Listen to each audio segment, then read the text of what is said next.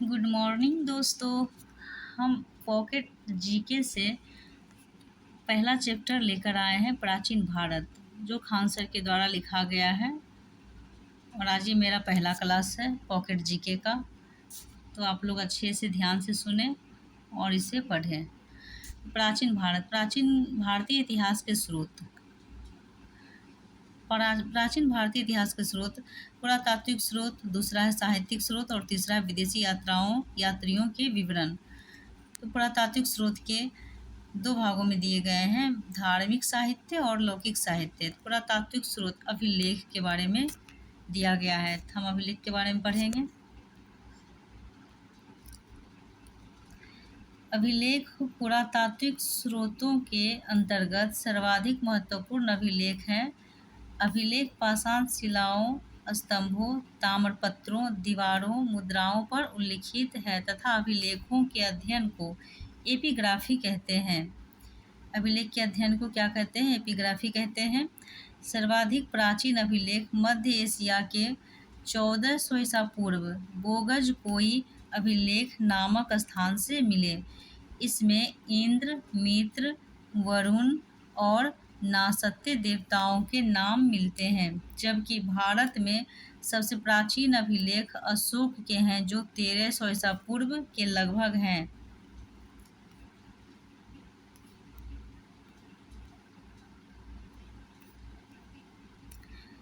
भारतीय पुरातत्व विभाग का जनक सर अलेक्जेंडर कनिंघम को कहा जाता है तथा भारतवर्ष का सर्वप्रथम उल्लेख हाथी गुम्फा अभिलेख में मिलता है। यवन राजदूत हेलिओडोरस का बेसनगर विदिशा से गुरूर स्तंभ लेख प्राप्त होता है, जिसमें मध्य भारत में भागवत धर्म विकसित होने का प्रमाण मिलता है। दुर्भिक्ष शब्द का सर्वप्रथम उल्लेख सोहगौड़ा अभिलेख में मिलता है। एरन मध्य प्रदेश से प्राप्त बड़ा भगवान पर हुनराज तोरमान का लेख अंकित है तथा सती प्रथा का पहला लिखित साक्ष्य मिलता है। रेशम बुनकरों की श्रेणियों की जानकारी मंदसौर अभिलेख से प्राप्त होती है। डॉक्टर आर भंडारकर ने अभिलेखों के अध्ययन के आधार पर मौर्य शासक अशोक का इतिहास लिख दिया है। प्राचीन भारत के राजाओं की प्रशंसा से रचित शिलालेख प्रशस्ति। महत्वपूर्ण अभिलेख दिया गया है। पहला है हाथी गुम्फा अभिलेख, तिथि रहित अभिलेख, कलिंग राजा खारवेल।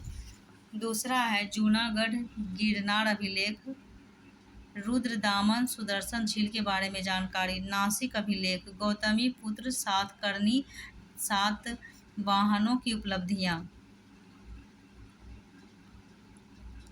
प्रयाग स्तंभ अभिलेख, समुद्रगुप्त इनकी दिग्विजयों की जानकारी। एहोल अभिलेख, मंदसौर अभिलेख, एहोल अभिलेख पुलकेशिन द्वितीय। मंदसौर अभिलेख, मालवा नरेश यशोवर्मन रेशम बुनकर की श्रेणियों की जानकारी। ग्वालियर अभिलेख, गुर्जर प्रतिहार वंश के इतिहास के बारे में जानकारी। 8वां है भीतरी एवं जूनागढ़ अभिलेख, स्कंदगुप्त ह्यूनों पर विजय का विवरण। 9वां है देवपारा अभिलेख, बंगाल शासक विजयसेन के बारे में। बांसखेड़ा और मधुबल हर्षवर्धन की उपलब्धियों पर प्रकाश। बालाघाट एवं कार्ले अभिलेख, सातवाहनों की उपलब्धियां। अयोध्या अभिलेख, शुंगों की उपलब्धियां। भरहुर अभिलेख, मुंगन रेन शब्द खुदे होने से शुंगों द्वारा निर्मित। एरन अभिलेख, भानुगुप्त सती प्रथा का पहला लिखित साक्ष्य।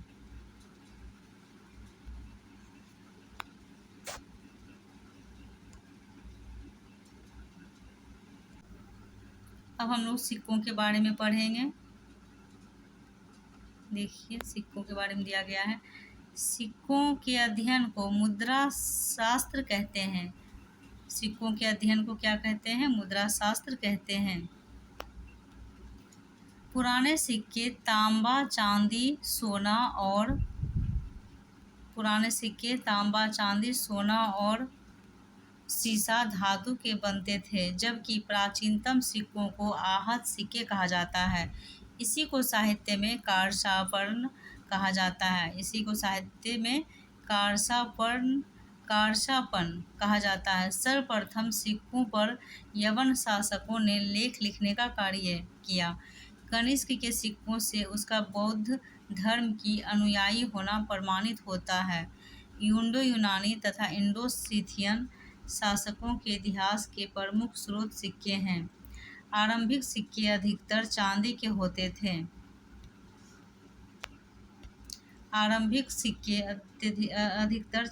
होते थे। जबकि तांबे के सिक्के बहुत कम थे। ये सिक्के पंचमार्क सिक्के कहलाते थे।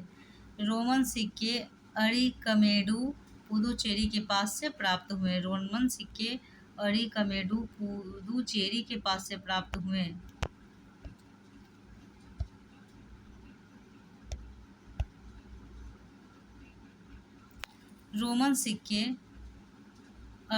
अरिकेडु पुदुचेरी के पास प्राप्त हुए।